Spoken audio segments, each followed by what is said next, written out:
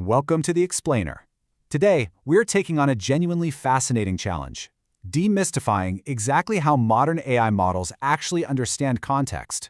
We're going to crack open the hood of the transformer architecture, specifically focusing on the encoder block, so we can see the elegant math that makes it all possible. Okay, let's dive into this. Here's our roadmap for today. We'll be covering the static word problem, queries, keys, and values, the scaling math, the encoder blueprint, and finally, visualizing the heat map. All right, part one, the static word problem. Now, what's really interesting about this slide is how it highlights a fundamental flaw in early language models.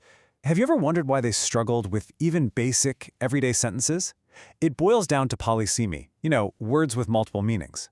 In older models, a word was assigned a fixed, static string of numbers no matter the context. So the word bank in riverbank was assigned the exact same numbers as the word bank in bank account. The model had literally zero capacity to distinguish between sitting by the water or depositing some money. It completely lacked dynamic context. And that is exactly the problem self-attention fixes. Instead of being stuck with a fixed set of numbers, self-attention allows each individual word to look around at every other word in the sentence. It then dynamically blends their information together to create a brand new, context-aware representation. It's an incredibly elegant solution. So now the word bank is actively influenced by the word river in one sentence and account in the other. Moving right along to section 2, queries, keys, and values. So how does a model actually figure out which words are relevant to each other under the hood? We know self-attention blends information, but to understand the mechanics, it really helps to use a database analogy.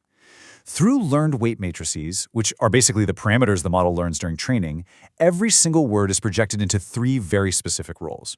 First, you have the query, which is what the word is actively looking for, kind of like typing a search query. Second is the key. This is what each word can offer, like an index entry. And third is the value, which is the actual content the word will send over if it gets selected. So how do we actually determine relevance? Well, the mathematical relevance between any 2 words comes down to a simple dot product. You take the query vector of one word and compute its dot product against the key vector of another word. It's that straightforward. The more similar the query and the key are, the higher the resulting score. And a higher score means those 2 words are going to pay a lot more attention to each other. All right, section 3, the scaling math explained. Now we're going to walk through the actual formula of what's formally called scaled dot product attention. There are 3 distinct phases here. Step 1, like we just discussed, is getting our raw, unbound scores by calculating the dot product of the queries and keys. Then in step 2, we apply a softmax normalization. This is absolutely critical because it turns those wild, raw scores into neat, manageable probabilities that all sum up to exactly 1. Finally, in step 3, we use those exact probabilities to compute a weighted sum of the value vectors. The end result, our brand new, beautifully blended context vector. But let's pause here for just a second and look at this number, 64. In the specific model from our source material, 64 is the embedding dimension size, which is mathematically known as d_k. Now, before we finalize that math, we have a vital missing piece. Why do we divide our raw dot product scores by the square root of this dimension size? Why not just leave it alone? So the crucial point is, if we don't scale it, things break.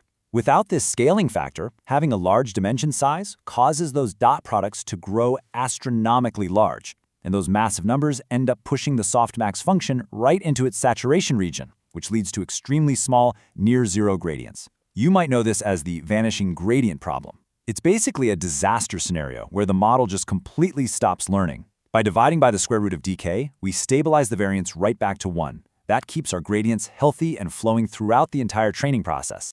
That brings us to section 4, the encoder block blueprint. We've spent a good bit of time on the micro-level math. But now we're going to zoom out to the macro-level architecture. You see, a true encoder, it doesn't just run that self-attention math once. It runs multi-head attention. That means it's running multiple independent attention operations entirely in parallel. And because each head has its own learn parameters, they can actually specialize. For instance, one head might focus purely on syntactic relationships like subjects and verbs. Another might look at semantic similarity, and a third could just focus on words that are physically close to each other. All of this happens simultaneously without increasing the overall parameter count. So here is our full blueprint, layer by layer. We start with that multi-head attention. Then we hit an add and norm layer, which is basically a residual connection combined with layer normalization. This step is vital because the residual connection lets gradients flow directly through to earlier layers, acting as another defense against that vanishing gradient problem in deep networks. From there, we move into a feedforward layer and cap it off with one final add and norm layer. Let's move on and see how this all builds together, specifically looking at the relationship between attention and feedforward. Why do we even need that feedforward block? Well, think of it like this. Attention is global mixing. It determines which information to collect from other positions in the sentence. The feedforward block, on the other hand, is local processing. It applies nonlinear transformations at each position independently to figure out what to actually do with that collected information. Working together, they're exactly what gives the transformer its immense power.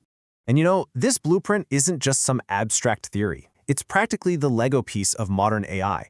When you look at foundational AI models in the real world, they are literally built by stacking this exact architecture iteratively. Take the famous BERT model, for example. It's simply 12 of these exact encoder blocks stacked one on top of the other, with each block refining the representations produced by the one before it. Finally, Section 5, Visualizing the Attention Heat Map. We know the math works in theory, but let's look at some visual proof of how the model prioritizes words after it's been fully trained. When we feed the model a simple sentence like "I like cats" and look at its attention weights, we see high values connecting very specific words. And this brilliantly illustrates the concept. If we translate a high-weight cell into plain English, it's telling us the word cats has a high attention weight toward the word like. The model is borrowing significantly from the like vector, so it's no longer just the isolated static concept of cats. It has successfully built a dynamic context, understanding that these are cats that are liked. Which leaves us with an absolutely incredible thought to end on. We've just seen how a single, fundamental encoder block uses queries, keys, and scaled math to successfully understand that cats are liked. So what kind of emergent intelligence and deep contextual understanding is unlocked when we don't just use one block, but stack 96 of them together in massive models like GPT-3? It's a genuinely fascinating question, and one that really shows the breathtaking power of this elegant mathematical blueprint. Thanks so much for joining me on this explainer, and keep exploring.